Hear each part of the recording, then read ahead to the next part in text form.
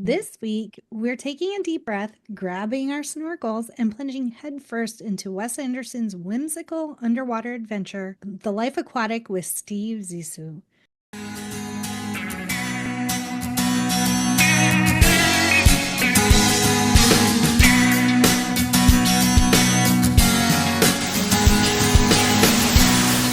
Welcome to the No More Late Fees podcast. I'm Jackie. And I'm Danielle. And we're just two best friends and ex-Blockbuster employees rewatching some of the best and worst movies from the late 90s and early 2000s. This week, we're celebrating the 20th anniversary of the 2004 quirky comedy, The Life Aquatic with Steve Zissou.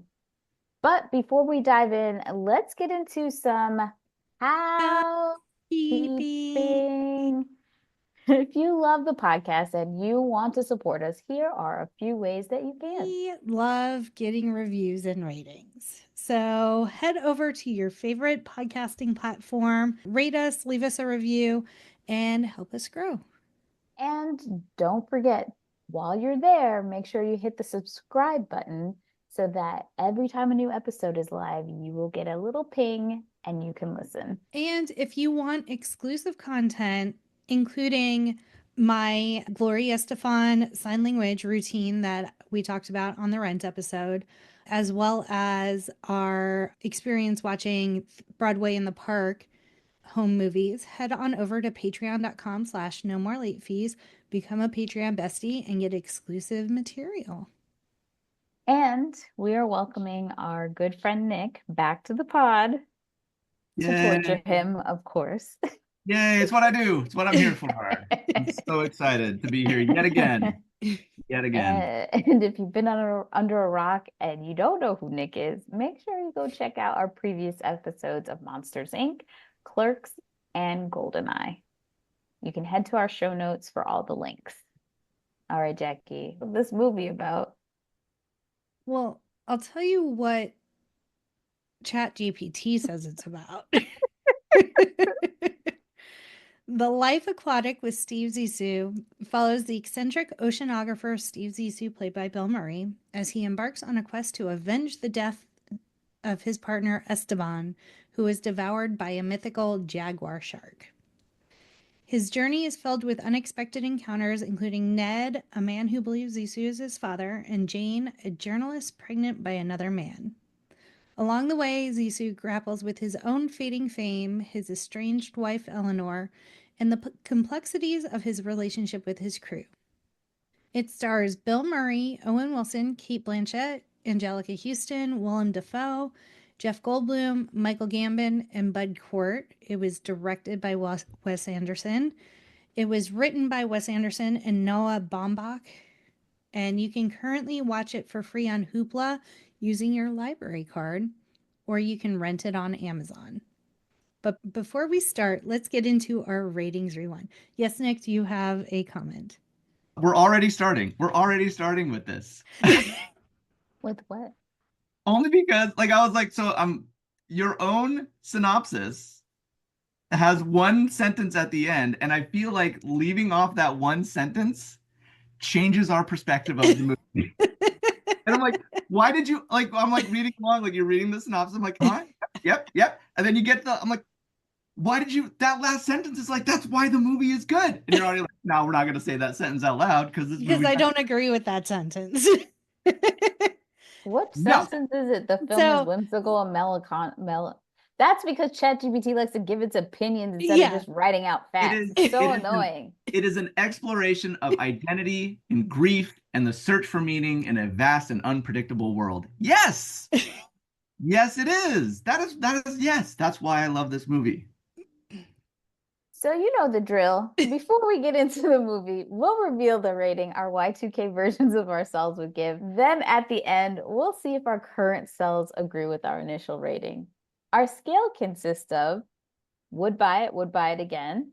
The best, would play on repeat. 5-day rental. Would watch again. 2-day rental.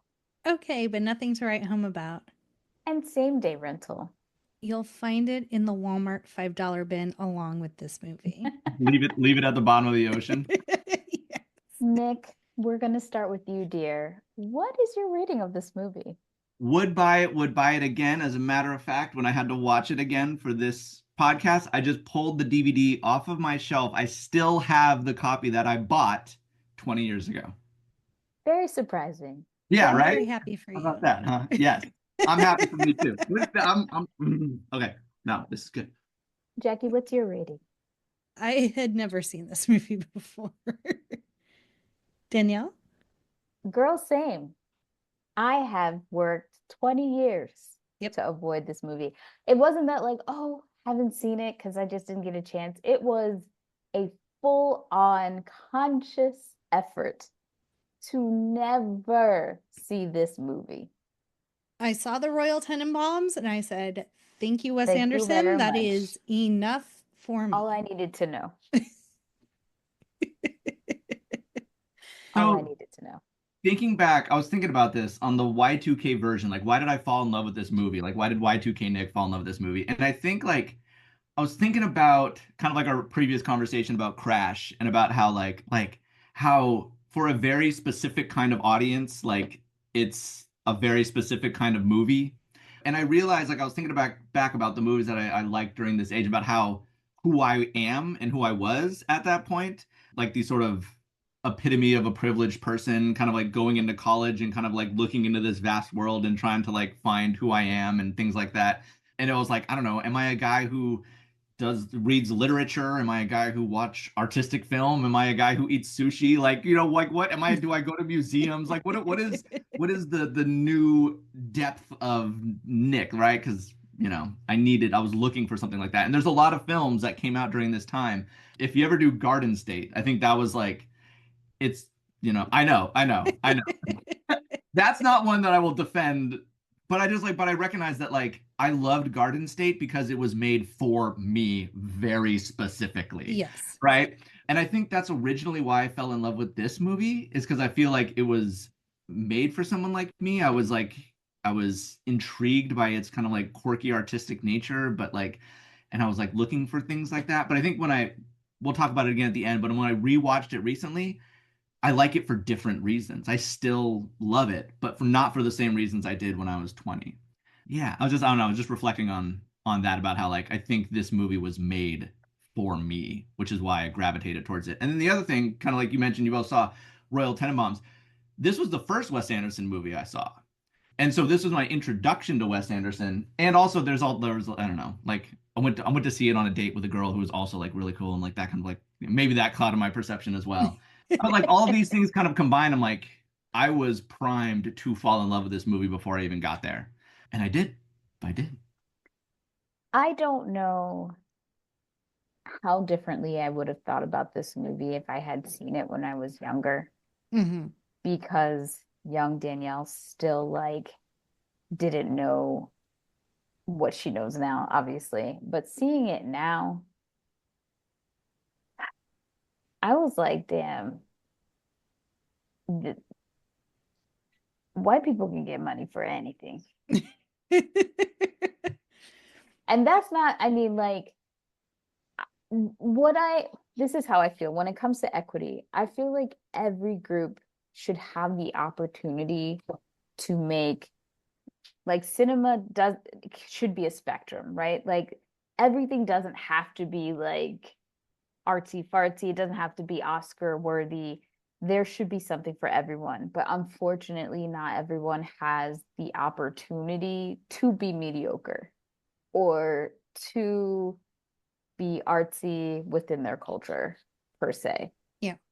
This is for somebody, but it's not for everybody.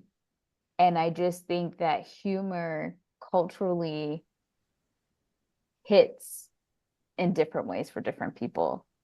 Culturally, this did not. There were moments I was like, huh, Yeah. but very rare. And I was like, this is not for me. This movie is not for me. This is not a universally great movie. This is for a specific group of people. The cinematography, the coloring, everything was beautiful. I will Hmm. give it that. But the fact that what infuriates me is to know that there are people out there who have beautiful vision, beautiful stories, and they never could get the kind of money to make their passion projects, but this exists, made me want to pull my hair out because what in the flying fuck is this? That's how I felt watching this movie. Like, what is this? What is this? What is this? Why am I watching this? What is this? How did Cate Blanchett get roped into this? How? How? Why are all these really famous people in this fucking movie? I think like because they probably relate to the story and the storytelling as well. Like I don't What? But what story? Yeah. What, like, what Nothing happens in this story? movie. Absolutely Nothing. nothing happens in this movie. You have a man who is Jacques Cousteau with a rival in played by Jeff Goldblum, who's with a woman that knows more than he knows, but also he's got a crew that's dedicated to them. I don't know if Wes Anderson heard maybe some critiques on the fact that maybe there's not enough people of color in his films. So he took a black man and had him just in the background singing fucking songs. Like, David Bowie in Portuguese. what is happening? So we're in Africa. We're not even near Portugal or Brazil. Like, it doesn't. What is happening, Nick? Like, seriously, we're gonna go play by play. You're gonna tell me what the fuck is happening in this movie. So because there's no purpose. I text message Nick, there's claymation in this movie. And then I sent him a picture and I said, why?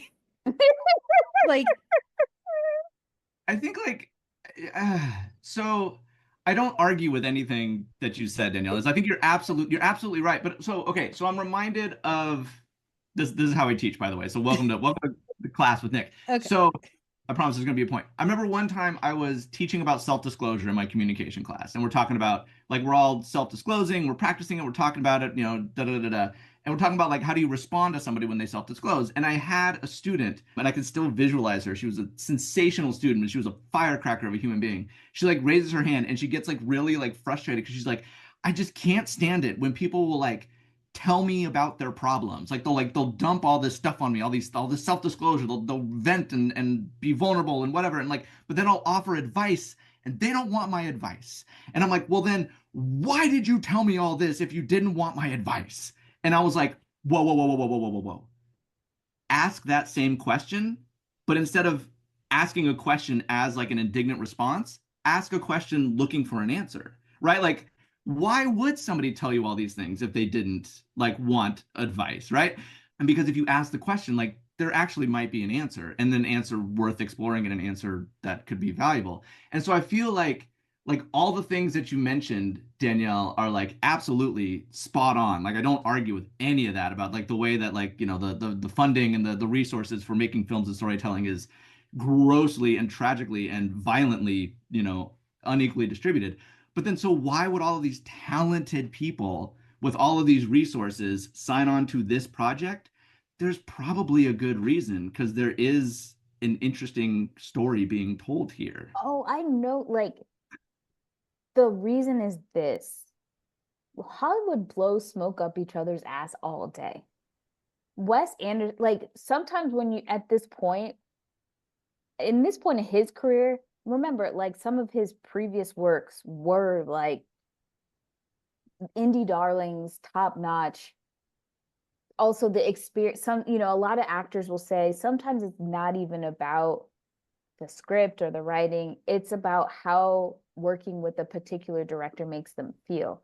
Visually, this man has a vision. It is very quirky, outside the box. It's not like everything else. Again, this was not supposed to be like an everybody blockbuster. I get it. But for God's sakes, you could put gun to head. You try to tell me the real plot of this. And I'm just going to say white people shit because that's what this movie felt like. I hate to just relegate it to that, but that's what it is. Black people who listen to this podcast, y'all don't want to see this shit. Don't do it. And don't tell me why the fuck did you do this movie and tell me to go watch this. I would never do it. I'm not staring you wrong. You don't want it. It ain't got nothing to do with us. This ain't got nothing to do with us. I mean, Keep and it it has moving. very little to do with women in general. They are just props for Yes. the men in this movie, which is Facts. probably like why I couldn't even find a thread of connection. We have Cate Blanchett, who's pregnant by another guy and is talking in a weird baby voice the whole time that I could not fucking stand. It was a choice for this accent as much as also the Kentucky accent. I said, Jesus, please just let me get through this. And then we had the other female employee who had to be topless the whole time. What the fuck was that? That was weird. I was like, that's unnecessary. And then we It, had Angelica Houston's character, Eleanor, who was just the brains of the operation, got none of the credit, and was funding the whole fucking thing because her parents were the rich ones. they relegated her the way like, yes, this makes sense how they look at women, Yeah. essentially. Yeah. Yeah. The So only saving grace for me was Willem Dafoe because I'd be Not even Jeff low key. Goldblum. Well, that too, but low key, Willem Dafoe, I'd be feeling him. No. I don't know why. Uh, we all have our things. It's fine. We all have our vices. We do. Okay, we've gone off course. Let me get into the budget and because we're gonna be doing this. Sorry, Nick. Oh Lord. Budget $50 million.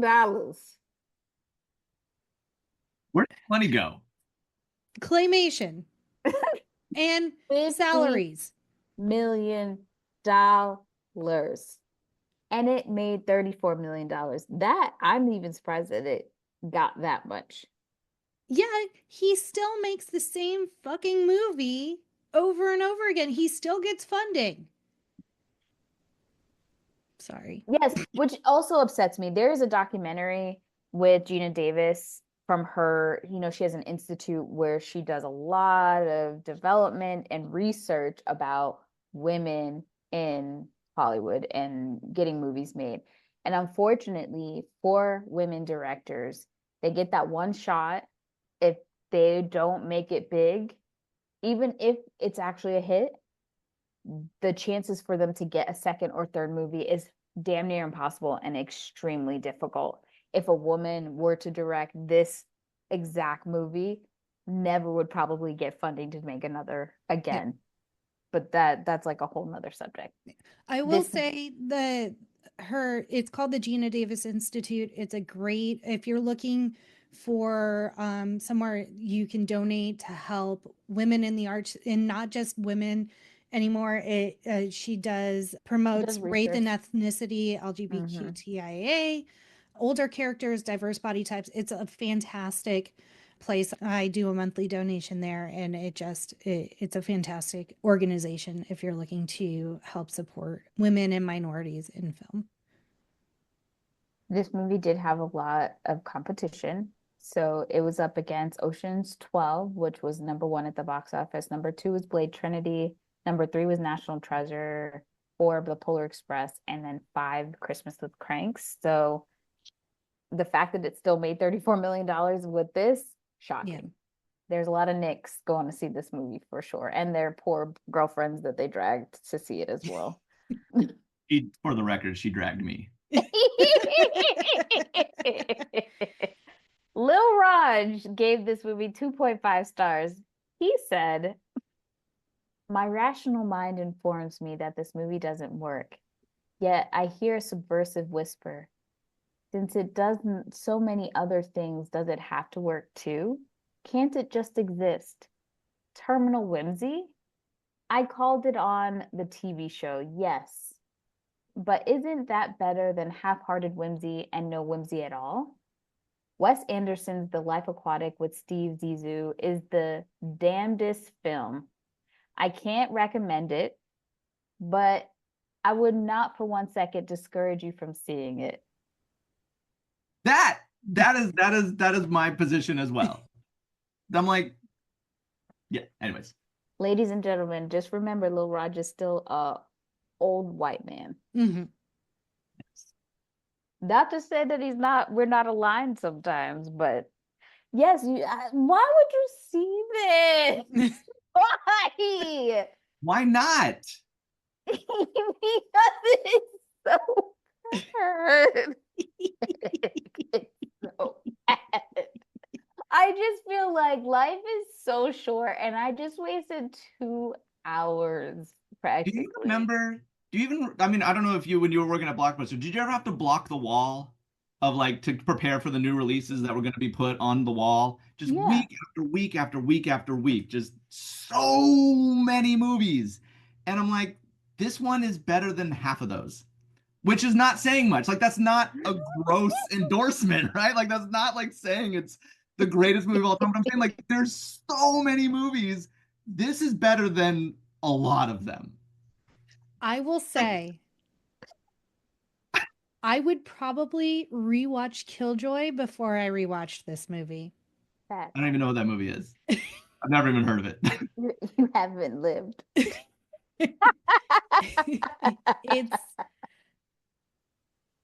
It's something. And like, previously we have compared all other like 2-day and same day movies. Like it was bad, but it wasn't Killjoy. Killjoy. Yeah. It is our bottom of the it's the bottom of the ocean of I'm just like, I'm thinking about how like every week, like we'd block the wall for like 14 releases that were coming out that week. And of those 14, I only ever saw 5, and the other 9 just completely didn't ignore them. And then of those 5, I only liked 2. Like when we start winnowing down, like there is just a multitude of movies that that are being made and not seen, or being made and absolutely trash. I'm like, this one is not bad. Okay. I mean, you might not like it, but it's not bad. This is what I have to say. Visually, it is a gorgeous movie. We've talked about that. The acting, impeccable, because you got top-notch acting. They took the most nonsensical script and they made something of it. Did it touch my heart? No. Again, because I can't relate to this movie. It does not have universal appeal. It does not speak to me as a woman, a Black woman, a person. Like it does not speak to me at all. So no heart. The plot and storyline didn't speak to me at all. I still don't even know why. And from a comedic standpoint, I did not find it funny. I don't, yeah. I'm pulling out straws here, Nick. Like No, that's fine. That's totally fine. But I just like when you add all those things up, I'm like, that adds up to I don't need to see it. Right? Which is like I'm like, okay, totally fine. But I'm like, could we like just like doesn't mean it like nobody should ever see it. Like that's a whole nother category. It's a very specific, very niche group of people. If you are a white, cis American man, this for you. This is your shit right here. Pop off, kings. Do it.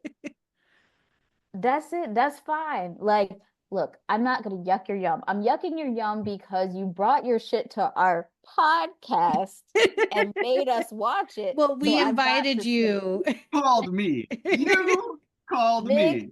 Nick, you said your podcast. You said this is my list of movies.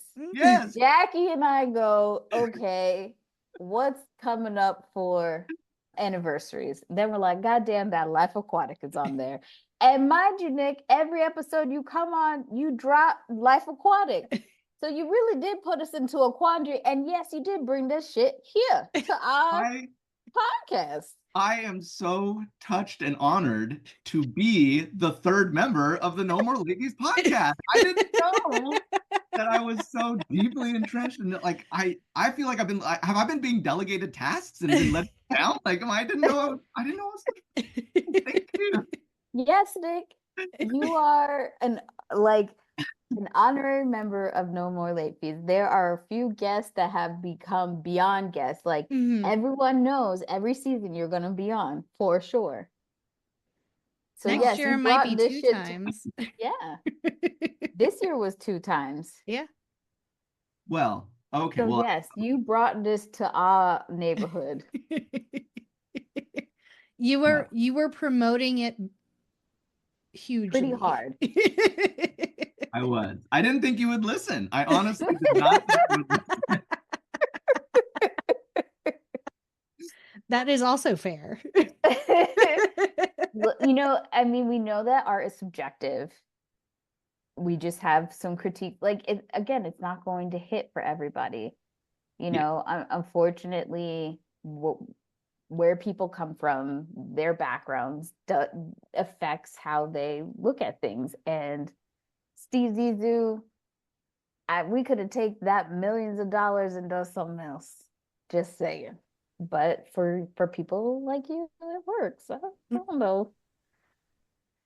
Well, maybe if I was high, you know. Well, maybe as we get into it, I could Yes. explain why it works. I paused this movie so many times and I said, Nick, better explain this shit to me. Well, I will try. Before we get into the cast and crew, let's hear a message from our pod pals. Hello, everyone. My name is Ben Groves. And my name's Rob McFarlane. And together we are the Every Movie Ever podcast. We've always found refuge in movies. We love them all, from sci-fi, horror, to Oscar-winning drama, and so bad they're good B-movies. Each of us has had major mental struggles. I'm sober. I should be. Trauma. Mental breakdowns. And to make sure that we checked in with our best mate at least once a week, we started the Every Movie Ever podcast. Join us as we survey the worst movies in the world and the cinematic gems that you may have missed. So, whether you're a fan of Batman or Billboards, Godzilla, or God level writing, we've got episodes done and hundreds to come. Nick Frost says we can't do every movie ever, but we'll show him some fried fucking gold. Find us on Spotify or Apple Podcasts or anywhere else. Click the link in our bio to find us. Consume. Did that sound good? Let's try it. Hey, this is Danny Trejo. Hi, my name is Karen Dave Sheridan. The Every Movie Ever podcast.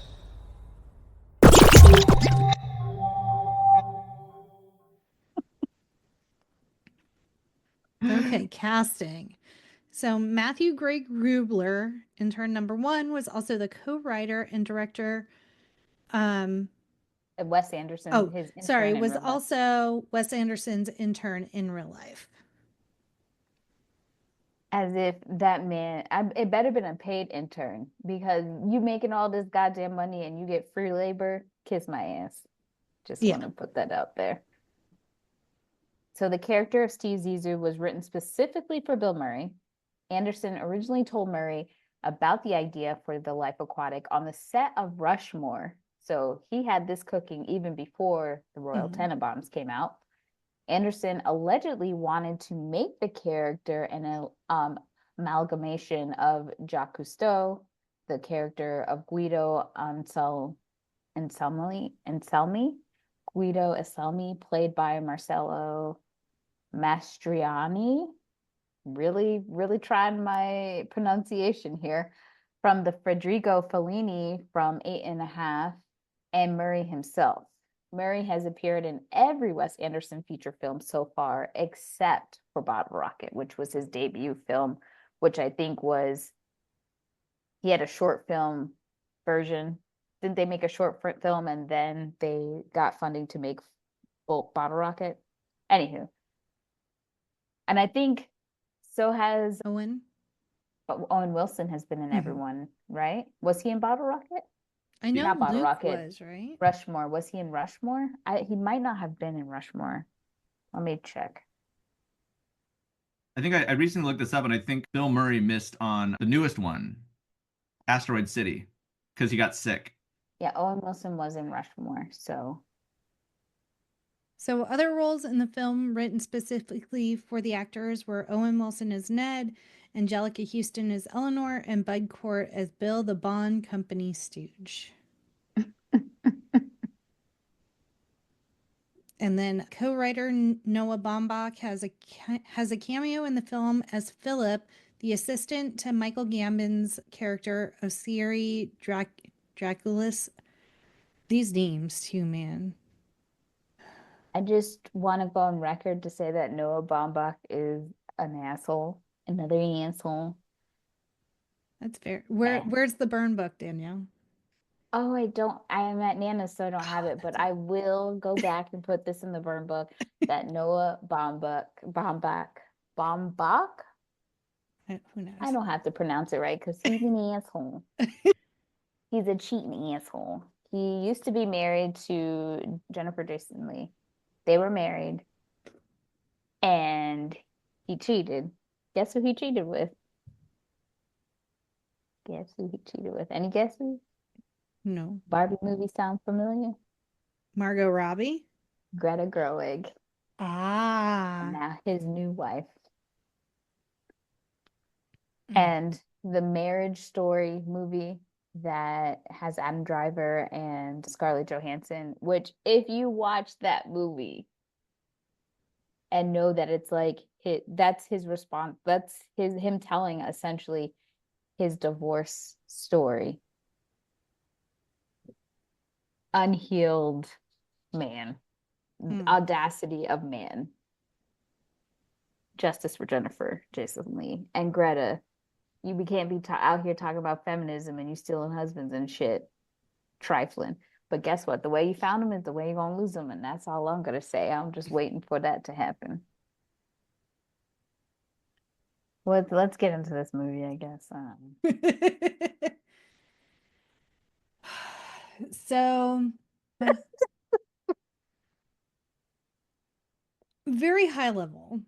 Steve Zissou goes out on these grandiose oceanic adventures and films them, and then debuts these films to the elite.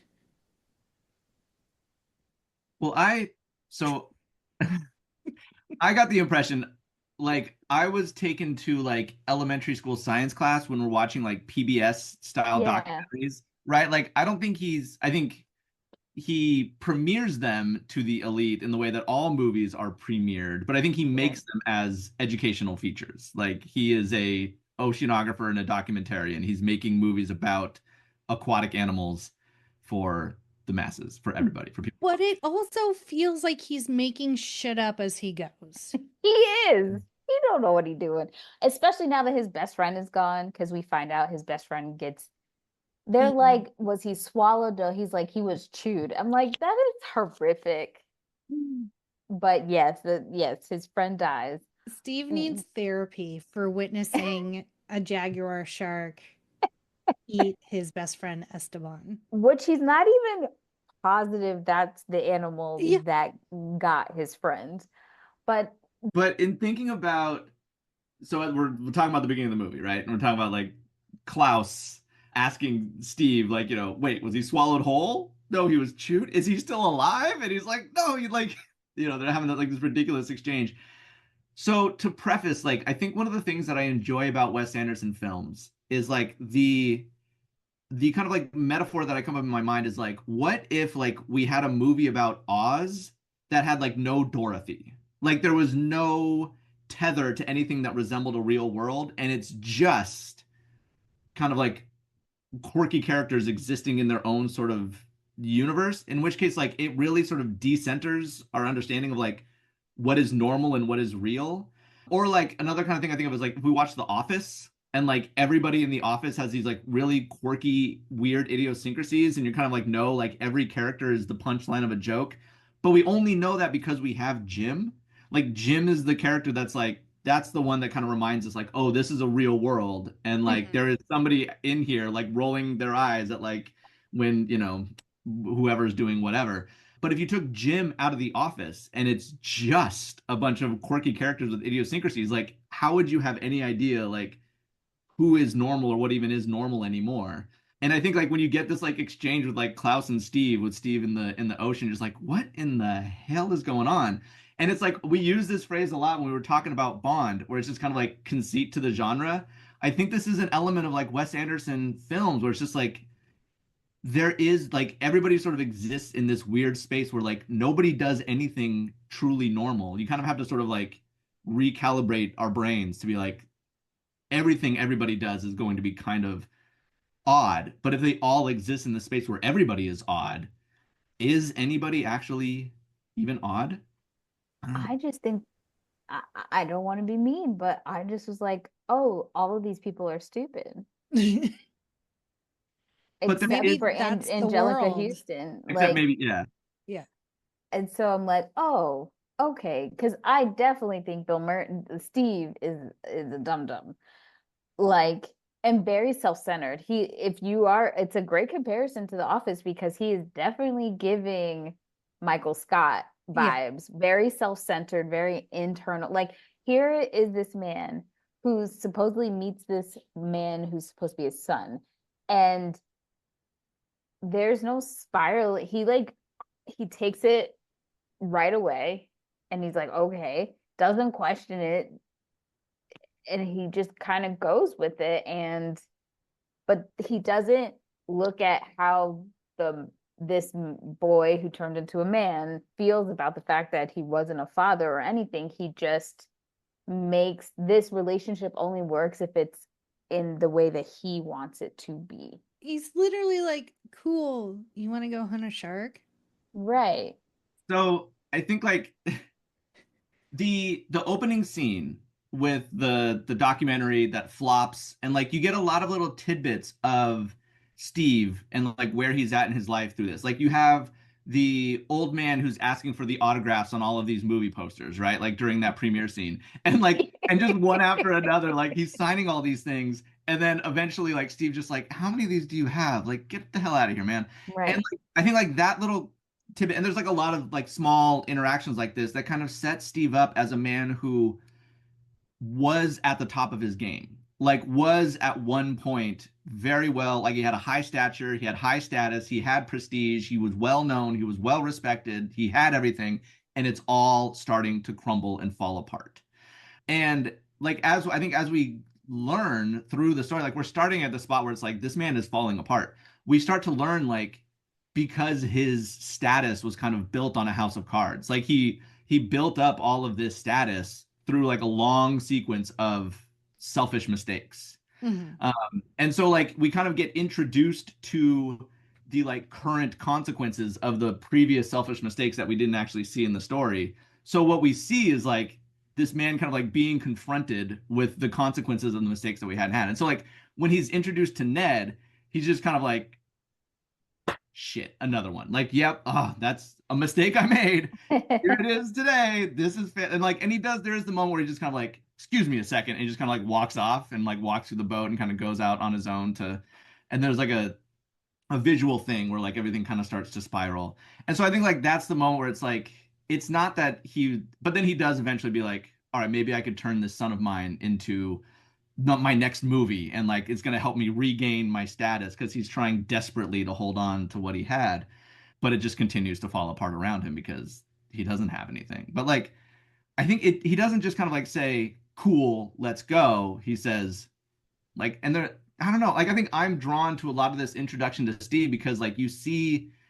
he's regretful, he like says he's always apologetic and always honest. Like he's like every like there's a lot of times where he's like, "Yep, you're right. I screwed up. I'm sorry." But then he like continues like he's trying, but he just keeps making a series of mistakes. And I think like this is another moment where he's like, "Damn it, I'm sorry. I shouldn't have done that." But I'm gonna make the same mistake again because I'm trying desperately to hold on to the this thing that is drifting away. And so I think like I don't know, I think like this introduction to Steve is actually I don't know, it felt meaningful to me in like creating Steve as this broken character right out the gate. I love a flawed character. I'll say that. No, normally I do. This These I flaws though, like not not so much. No empathy for Steve. Sorry, because I'm like, ugh. Anywho. Okay, so now they're going to go back out and they are going to find this elusive jaguar shark that ate Esteban. So he is assembling his crew. So it's Klaus. Is that That's Willem Willem Dafoe. Dafoe. Mhm. Yeah. He's described as the jealous German. Eleanor, who is Steve's estranged wife. Pele dos Santos, the singing Brazilian crew member. And then there are interns. One played by the guy who's on Criminal Minds. And I was like, oh, love to see it. They're a crew of like misfits and outcasts that like they only have each other. Like they aren't scientists. They aren't particularly fantastically Good. skilled. Yeah. They're just they stick to each other and they go on these adventures And and I it think works for them somehow. Steve was really popular in his heyday because he was relatable to the audience, right? Mhm. Like he's not a scientist, but I think the way that he was able to describe and show the sea life was relatable to everyday people. And something has happened in between his heyday to now where he's kind of lost that charisma. And you could tell that his crew really believe in him, especially, was it Klaus? Mhm. Is like die hard on his team. So anybody that's new, because he talks about this, he says there's been people who've been here for since forever. There's been people even before that, and then there's the new people. The new people don't have the history to hold on to say this man was great at one point. He's a legend. These new people kind of knew him from a distance, and now that they're up close and personal, they're like, this man's a menace, and I don't believe that he knows what the fuck he's doing, and I don't want to be attached to this in any way. So it's very interesting to see that as troubles start to form, there is dissent among the crew, and it is a split between who has been there for a long time, who has his back, versus who doesn't. The introduction of his son, which we see at the screening or whatever, is very weird. Weird situation. Because to this day, Nick, I don't know. Is that man really his son? I don't think so. We don't know. Two, did he really not know that that was his son? And also, why is his wife seem so like like she's not wanting this situation to happen? It's like she doesn't even want the guy to be there. And I don't know if it's because she doesn't think he is really his son. There's a part of me that He said there's no way he's Steve's son Steve's because son. Steve shoots blanks. Yes. I Yeah. had to rewind that part twice to hear it. And so I feel like she's irritated, but I feel like Steve is very much caring about his legacy. Mhm. And I think that's what And Eleanor was worried about, like that she knew that Steve was going to take advantage of Ned and was like, Steve, don't do this. Don't do this to this guy. yeah. Yes, because at first I was like, oh, she does not like Ned, but you could tell she's protective of Ned. Mhm. And to the end, you realize that that's all Steve really wanted was a legacy. I do love that Steve tries to make it seem the reason that they did not have children, he puts it on his wife. He says to her that she was too old. She says, bitch, I was in my 30s. So really, what are we talking about here? So Yeah. she's already alluding to you ain't shooting real nothing. Yeah. It's not my choice. Don't put that on me. So I love how there's like a lot of conversations happening that's indirectly and directly at the same time that I can give them credit for. But yeah, Steve is living in his own delusion and he's extremely selfish. There was one line that I wrote down kind of like in this scene, like they've kind of like moving the story along, but they go to like Steve's compound and they're kind of like gearing together to go on this adventure. And there was a line, Eleanor is talking to Steve about Ned, and like Eleanor asks something like, like why do you want this kid? Like, why do you want this young man with you? And Steve says, I believe in this boy because he looks up to me. And I was like, I feel like that's like Steve in a nutshell is just like, if somebody is going to have faith in me, then I will have faith in them. Like, because that's all I need right now is for people to believe in me because because again, like everything is falling apart around him. And so if there's anybody that's like willing to prop him up, he's like, I will take all of the props I can get right now. Yeah. I don't even think it has anything to do with that times are hard. I think this is the core of who Steve is, because that's what the role of his best friend played. So it might be heightened right now because there's this gap, there's this person There's like that a was desperation there. right. There was a person who has been his cheerleader, who's been his right arm. Like his wife is going to keep it real. His best friend was really like inflating his insanity. And so Ned kind of fills that gap, which also I think Klaus is annoyed with because he's like, I could have filled that gap for you. You know, who is this fucking dude you're bringing on to the ship? It's insane. And also like his relationship with Eleanor, it seems that like he won Eleanor away from Hennessy. Hennessy, right? And so you would think he would kind of be worship. He's more obsessed with his competition with Hennessy, again, placing his wife almost like an object instead of like a person, which is super weird. If you won her away from this other guy, shouldn't you be cherishing her? Yeah, She is treat literally her giving you right. she's giving you signs that she's out this bitch. And you get this reporter who's played by Cate Blanchett coming on, and he's already enamored with her because she's young, she's beautiful, even though she's pregnant, and we find out with somebody else's kid. He is enamored with her because it's an opportunity to have this story built around him. He keeps asking if it's going to be the cover. So a lot of like, I don't want to throw out narcissism because I am not a doctor to diagnose anybody, but he definitely is very Egocentric. egocentric. Inflating his ego is the most important thing for him.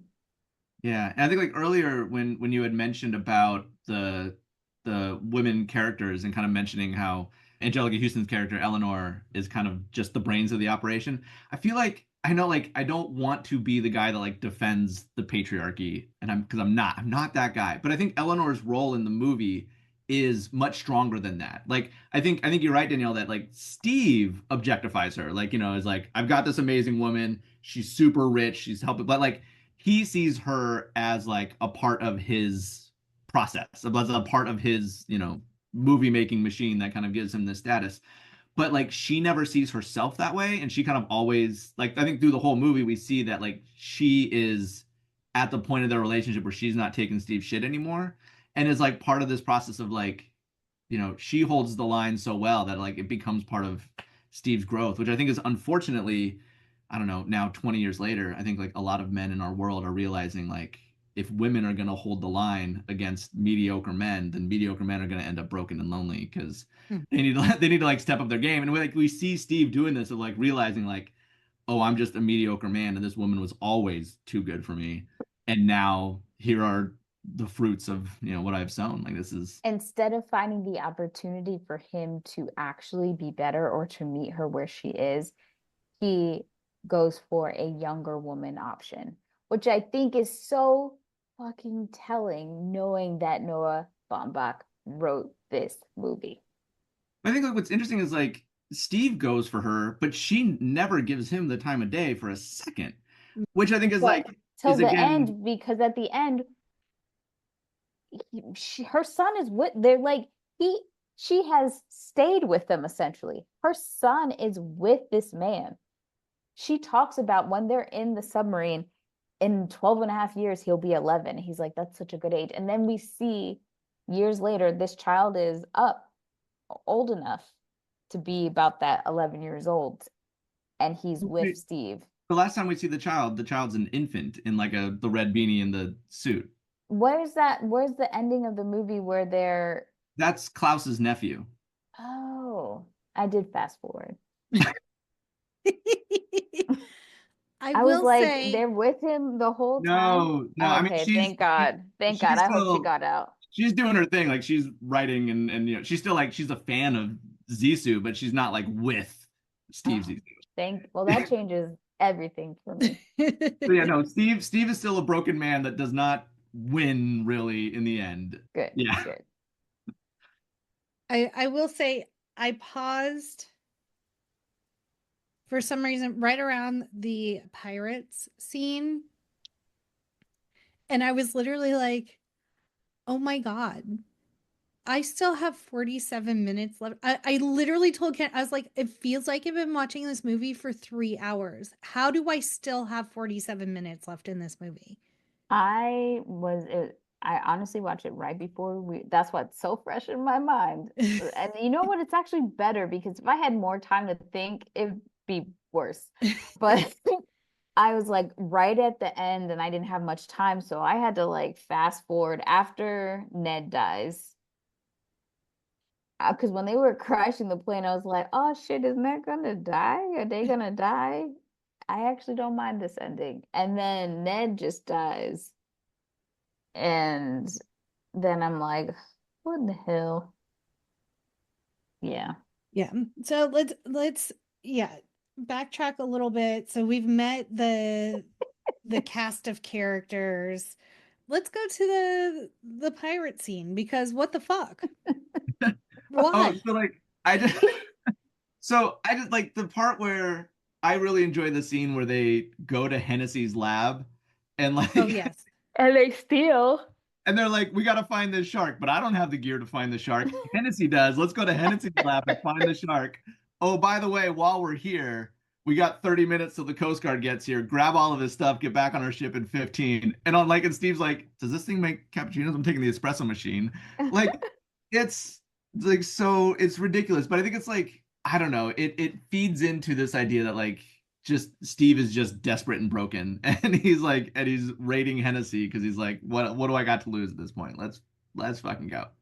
That part just cracks me up though. That scene just, I don't know. When the pirates get on the ship, so he busts into Ned and what's Kate's Jane. name in them? Ned and Jane's room, or Jane's room that Ned is in, Yeah. because he has stated he put claims on Jane, which is wild business. You're married and this woman is clearly pregnant, but you put claims on her. And he's like now kind of mad that Ned has, because he met Ned at the show, invited Ned to come and be a part of his crew because Ned said that I'm your son. My mother just died, which is also showing what a despicable man Steve is, knowing how vulnerable Ned is. And now he's mad that Ned, who is single and age appropriate for Jane, is with her. But he's like, by the way, there's pirates outside because you were supposed to be on watch. I will give him credit for that. Ned was supposed to be on watch for the pirates and did not. He left his post, and now the pirates are there. And one of the bondsmen kind of like puts his life at stake to protect everyone. He's like, I don't know why a bondsman would go this hard for us. By the way, just to kind of give you like another perspective. So this scene where like the pirates come and then the guy that works for the insurance company just randomly speaks Tagalog and is like communicating with the pirates. Like, okay. Yeah. But anyway, so there's a part where it's like, okay, so now Steve is just like, I've had it. Like again, like Steve kind of like breaks where he's just like he's in desperation mode. He's got nothing left. He's like, I'm gonna fight these pirates. Sarah and I are watching this together, and like so I'm in my Team Zissou, costume here, and Sarah is watching this scene where Steve Zissou is in the turquoise speedo and like the blue robe, and she was just like, "You're telling me that was a costume choice? You went with this?" I love in that scene that he is shooting at these pirates with one gun, and the amount I'm not a marksman, I'm not a gun person, but I know there's a certain amount of bullets that you could shoot in these guns, and he has shot so many. One guy had like a rifle and he's still outgunning these dudes. It's not even plausible at this point. And I did laugh when after everything happens, they do see one of the pirates is dead. And so he tells his team like all the different things to do now that they're not hostages. And they're like, okay, we're gonna throw this man over like to the sea. And then Hennessy's boat comes up and he's like, oh, My just God, get Steven, is that you? He's like, just get rid of him on the other side of the boat. I'm just like, what the amount of dead people in this movie that go over the boat. I was like, I hope they don't do this in real life, that they have a full ass casket and throw it in the fucking ocean. I don't know about a full ass casket, but that is like a sea burial. When someone dies at sea, Yeah. they drop them in the ocean. Yeah. Good luck. Sometimes you light it on fire. Yes, yeah. Mm. And the island that they go to try to rescue the insurance bondsman guy or whatever, that hotel, whatever, like the one thing about Wes Anderson movies is that there are like Easter eggs that connect all the movies together. And so I was wondering, because I think it's what Hotel Budapest is one of his other movies. Mhm. So I saw the sign on the abandoned island for another hotel. I was like, oh, I wonder if that shows up somewhere else. So if you guys know, as the audience, let us know. I'm not Googling it because I don't care that much, but I thought that was You interesting. don't want any Wes Anderson in your algorithm? You don't want that? No, not in the slightest. We're good. That's fair. Okay. So, yeah, there were pirates, and then he needs more money. Did we already talk about that? No, Yeah. that's right. So Hennessy tows him to the nearest port, and he just happens to run into Eleanor. Eleanor is at that same port, so he goes to Eleanor again. Just now, like you could see him breaking, and like you could see Steve kind of getting humbled in a lot of ways. And I love this moment where she's like, "What do you want?" And he's like, "Can I at least butter you up first?" And she's like, "No. What do you want?"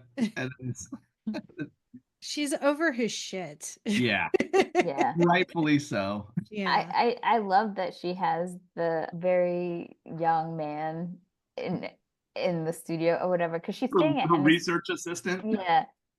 Like, who are we fooling at this point? Yeah. Nobody. Yeah. And she's not even hiding. She didn't even say like, "Oh, quick, go put a shirt on." She's like, "No, here, shake his hand. Let him know." She knows Steve is ridiculous at this point. Yeah. Mm. Fair. But in the end, she does help Steve out, like get his ship back afloat and like, I don't know. I think at this point she's not so much in love or loyal to Steve as she is just like up for an adventure. She's like, I want to help out like this kid Ned. I want to help out this insurance guy. Like, I think you're finally trying to do something good. Like, let's, I don't care really about you anymore, Steve, but I want to help you finish this thing, like see this Yes. thing through the end. And then it's kind of fuzzy. Do they take the helicopter out before they find the electric jellyfish?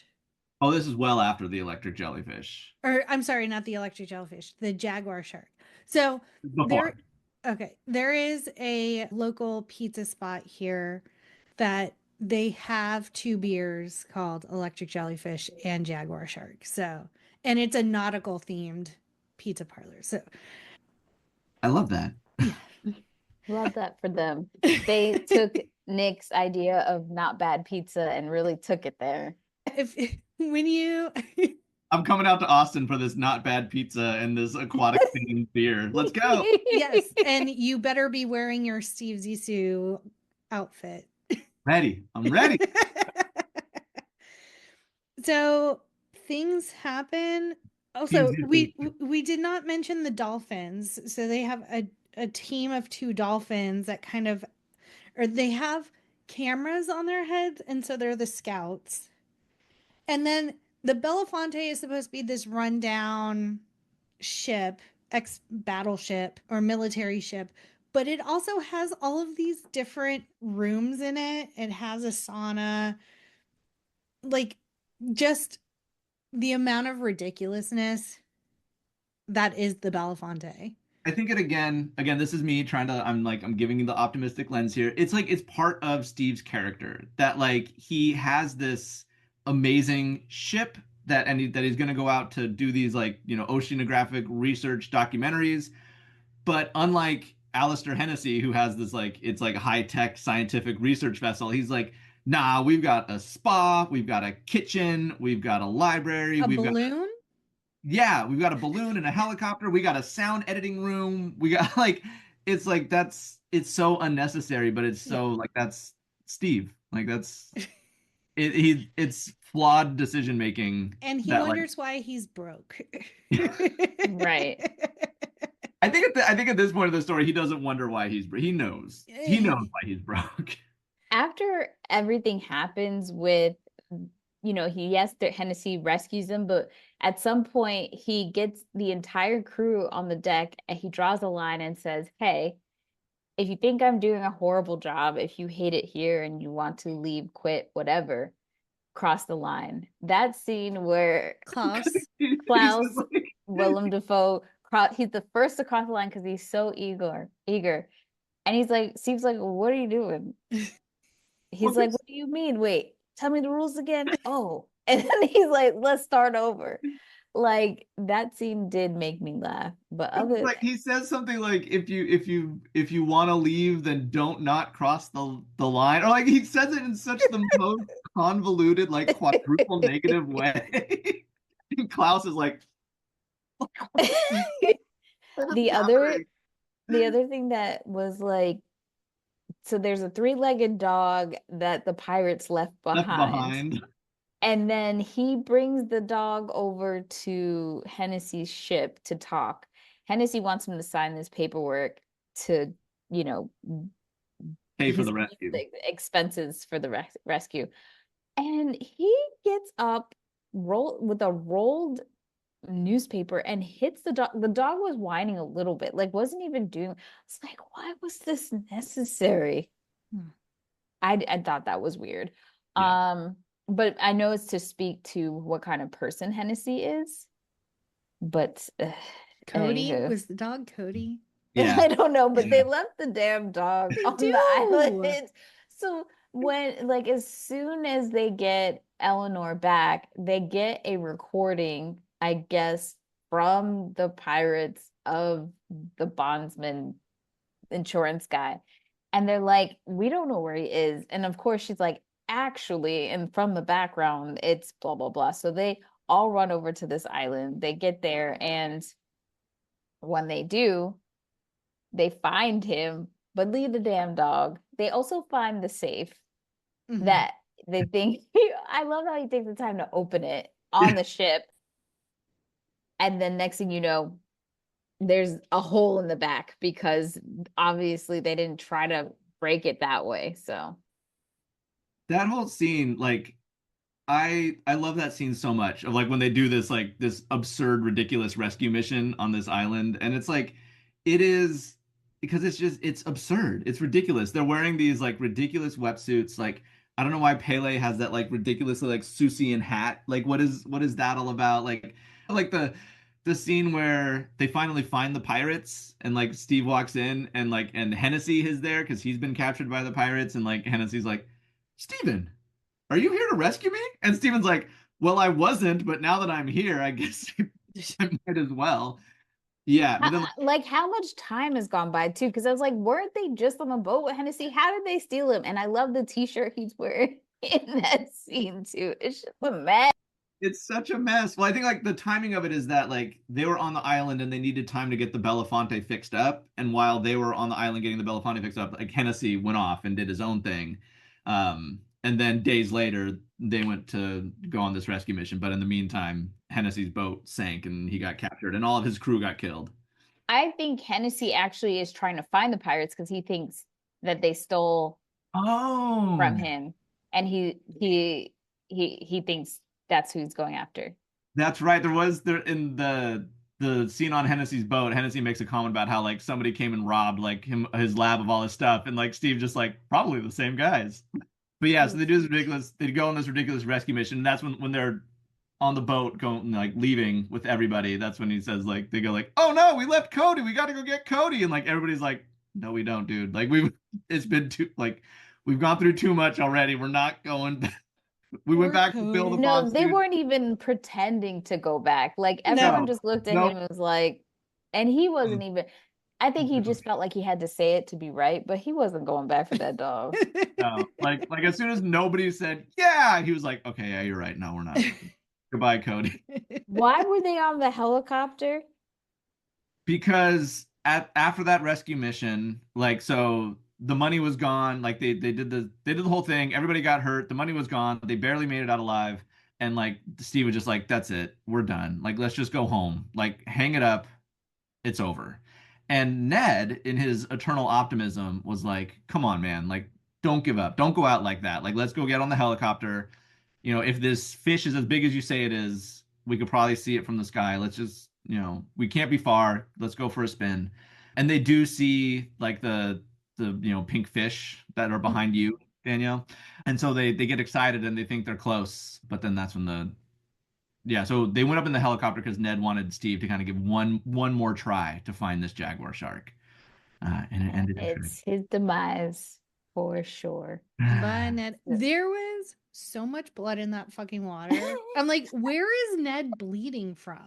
I honestly really like the way that was shot, and it seemed, because it feels fine. Like the whole scene is setting you up like, oh, they're gonna survive, everything is Yeah. fine. And Yeah. then you don't actually say like somebody's hurt or somebody's dying. Just all of a sudden you just see blood in the water, and Ned passes out, and you're like, oh, Ned was really hurt. Severely injured, yeah. And then that's it for Ned. So then now we have to finally find the jaguar shark, and they all get in The submarine and go down. the Which I'm no like- longer called the Jacqueline. I was like, oh, it's me. What happened to Jacqueline? She never really loved me. Facts. And then they put the entire crew in this little tiny submarine, including a very pregnant lady. I don't even think that's medically like the pressure probably would like no. That was not a safe choice. Not a safe choice No. for anybody, really. I was just like, what is this? I'll be honest, I was fast forwarding through this part too. So I think I don't blame you for not fast forwarding if you weren't on the journey with Steve from the jump. Like, because I like just was running out of time before this episode. I had to get through that's fair. That's fair. So like so my reading of the movie is like we have Steve as when he enters the movie, he is like his house of cards is crumbling. He is broken and flawed, and everything is falling down around him. The whole movie, he's desperately trying to hold on to everything that he had. But I think at this point in the movie, after that rescue mission, after Ned dies, I think he comes to this realization of like, I can't do this. Like, I'm not that man anymore. I probably never should have been that man in the first place. Like, everything that I had that I'm trying desperately to hold on to, I need to let it go. Like, that is not what I need to be doing anymore. And so I think this scene in the submarine, when they all pile into the submarine and they just go down, and all they do is just look at the jaguar shark. They're not trying to fish it or hunt it or kill it. They're just all in there to see it. I think is this kind of like culmination of like, this is what we should have been the entire time, is like just doing this because this is good, not because it makes me famous or rich or powerful or Right. it gives me women or status or whatever. It's like, I just need to be here to be here. And so it's kind of like this rebirth of Steve as this kind of new man trying to be better than he had been his whole life. Yes, and it, like, to your point, it does speak to grief. If anyone who's ever grieved, going through the stages, he does go through anger, he goes through denial, he goes through all the things. And then a lot of the times when you are grieving someone, sometimes you will find a distraction to focus on instead of actually dealing with your grief. So finding the jaguar shark was a way to avoid all of the feelings of the fact, hey, my best friend died, and what does that mean for me having a midlife crisis, because that's what this is. What does this mean for this big change it's ushering a change in his life? Like you said, he has to let go of this career path. He has to let go of the life that he's known. Him and his wife has changed. Like, this is all happening at once, overwhelmingly. So his son, quote unquote, coming along is legacy, looking at his opportunity, how he continues to live on, how that's why he's selfishly kind of looking at it, because he has faced death in the face, and now he's trying to figure out, what am I leaving behind? Things he never thought about before.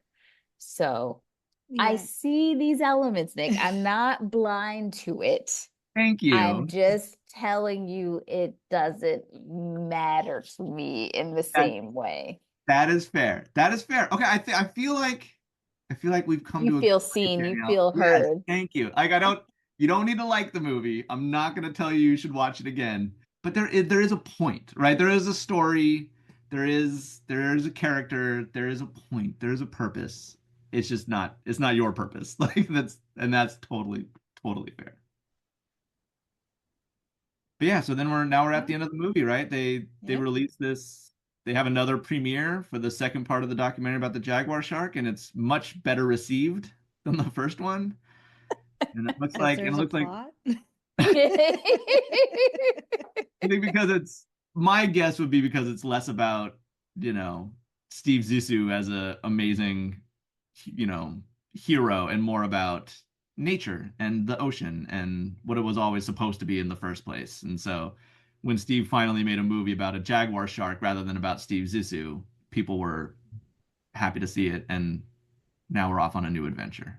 I do love, again, the aesthetics. I do love the outfits, the red beanies, top notch. It very, very Ralph Lauren, It's very true. It was good. So we did it, y'all. We did the Life Aquatic.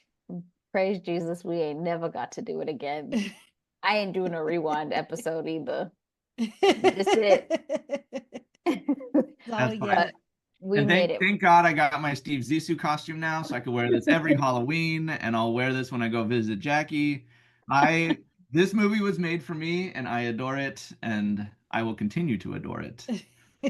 Well, let's see. And we what love that for you. For you, we support it. Thank you for that. What are some fun facts we missed? Let's see.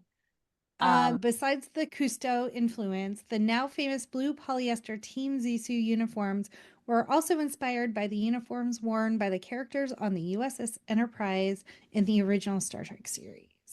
Love that for you, Jackie. Cate Blanchett's character, Jane Winslet Richardson, was modeled after primatologist and anthropologist Jane Goodall.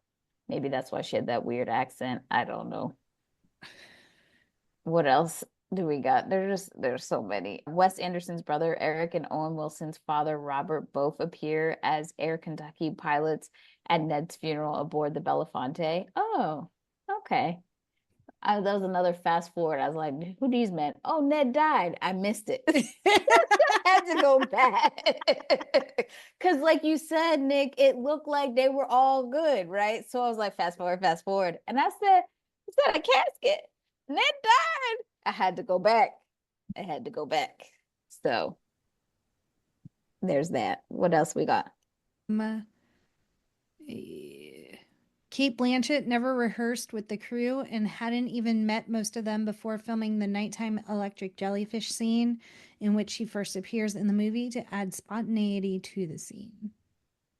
I also love that she wasn't pregnant before starting the movie, so she had a fake belly, but then later on, do you hear the plastic? No. Okay. But later on, she became pregnant, so then it's her real belly. Girl needed a check. That's what I'm going to say. Cate Blanchett needed a check.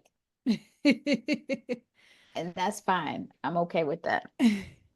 So you had mentioned earlier about how, like, why is there this Brazilian musician on the crew of the Belafonte on Team Zissou? That makes absolutely no sense given where we are. But like, I don't know why, but like, it's conceit to the genre.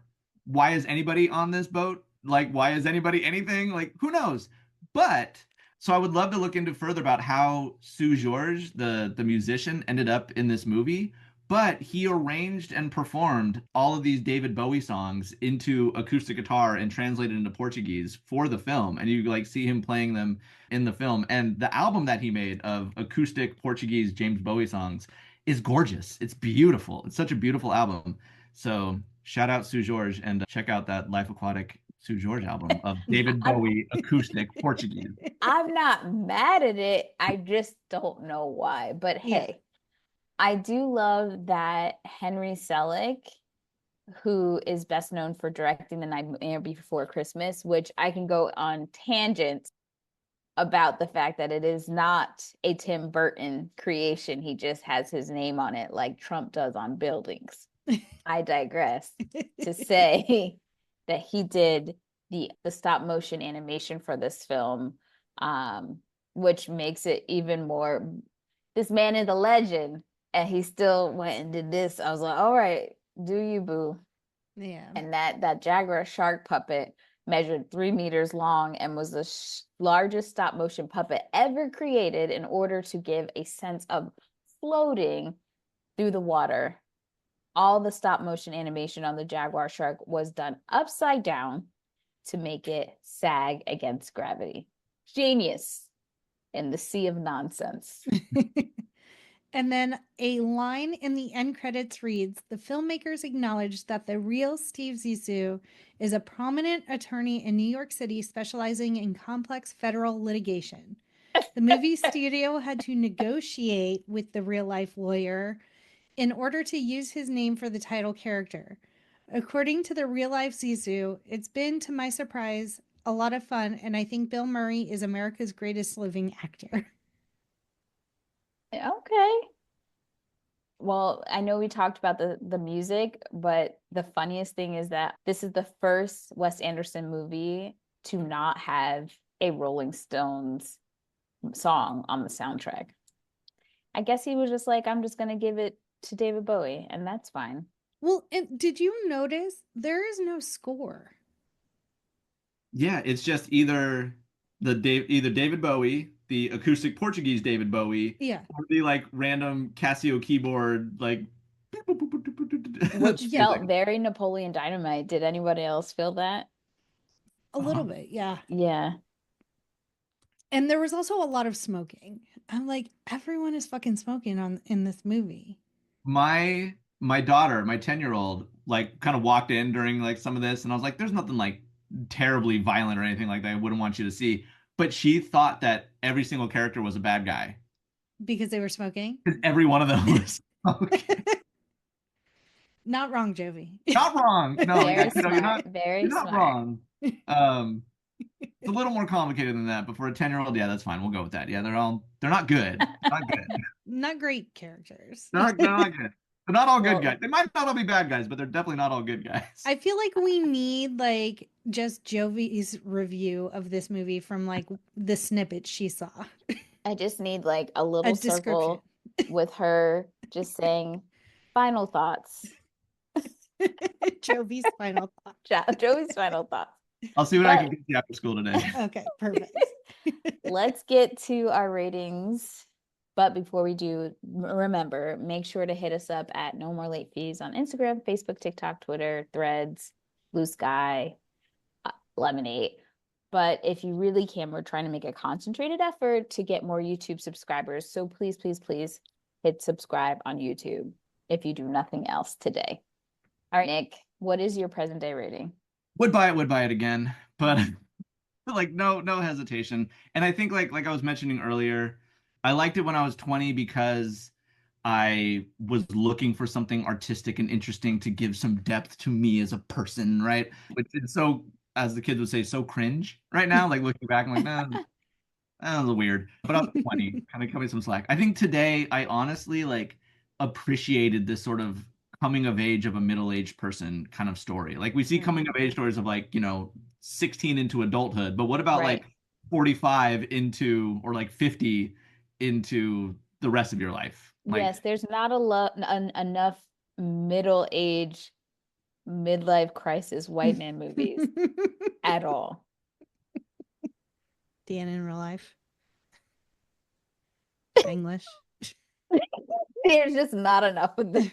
I'm like, honestly, Something's gotta give. maybe I don't have enough depth, but off the top of my head, I was like, something's got to give. I actually can't name very many. As good as it gets. Okay, so yeah, Jack Nicholson. There you go. whatever. I haven't watched those movies in 20 years. I watched It's this fine. one when I was today, and I was like, I can appreciate that. And I like on that. I also really like Dan in Real Life is one of my. Okay, make that one of my like employee picks. I really really like that one. There's a subreddit called "White Guy Going Through Crazy Midlife Crisis Movies." They're Fight not. Club, Fight Club, mid to late 20s. Office Space, mid to late 30s. American Beauty, mid to late 40s. Falling Down, mid to late 50s. American So- Beauty, Nick. That was one of your favorites. Both Ooh. Garden State and Wish I Was Here fit. Those okay. So The Garden Secret State. Life of Walter Mitty. About Schmidt, which is a guy in the 60s. Literally, that is cinema right there. So here we go again. Okay, so now we're back to this, where it's like The register went up. I can name 6 movies, and all of a sudden, like, that's all of cinema. I'm like, there's a lot. There's Jaws, so The many movies. Incredibles, The World's End, A Serious Yes. Man, God Bless Yes. America. Everything Must Go. So okay, but like just because there's lots of them doesn't mean they're bad. Like also like The Incredibles. The Incredibles is one of my favorite movies of all time, mostly because I love the growth of the character of Mr. Incredible. Like I think I'm drawn to that story of men changing and growing through their like fragility and their brokenness. Like I appreciate that story. Because so often we see the story of men that don't grow and change. They're just like they're the hero at the beginning and they're the hero at the end. I think that there's so many more stories that are like that. Oh, this is 40. Yeah. I never saw that one either. Maybe I just need to be watching more movies. Maybe that's the moral of the story. All right. Anywho, quite a bit. Jackie, quick drop us. Let's go. Sure. So if you have any commentary on our Life Aquatic with Steve Zissou episode, hit us up at our quick drop 909-601-6653. Twat us at the Twitters, have us at the threads. There's Blue Sky. I don't know. Butterfly in the Sky, Blue Skies. I don't know. And you could be featured on a future episode. And join us next week for a road trip with our buddies from Rotten Treasure as we cover Are We There Yet? Nick, as always, it's been a pleasure. Thank you It for really joining has. us. It is a pleasure. Thank you so much. We are retiring your red cap because we will never speak of this movie again. We didn't do our ratings, Danielle. Oh, we know what your ratings are. We don't need... you so right. Jackie, what's your rating quickly? Same day. Yes. Danielle? I would have to agree. Same day. No notes. It's not for us. It's not for us. Yeah. And as always, be kind and rewind.